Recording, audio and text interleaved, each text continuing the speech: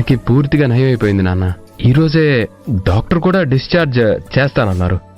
Discharge అయిపోయాక ఒక 4 రోజుల పాటు నందనని మన ఇంటికి తీసుకెళ్దాం అనుకుంటున్నాను.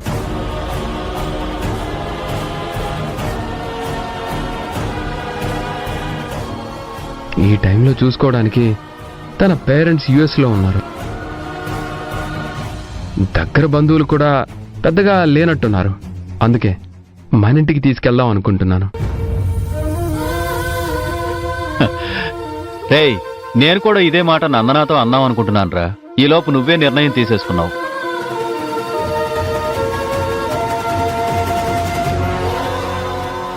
రాహుల్ గారు, మీకెందుకండి ఇబ్బంది?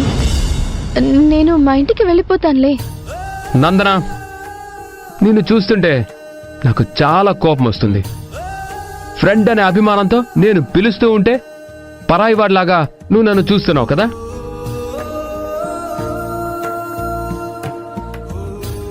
ఫ్రెండ్షిప్కి నేనెంత విలువిస్తూ ఉంటే నువ్వు విలువ తీసి పారేస్తున్నావు.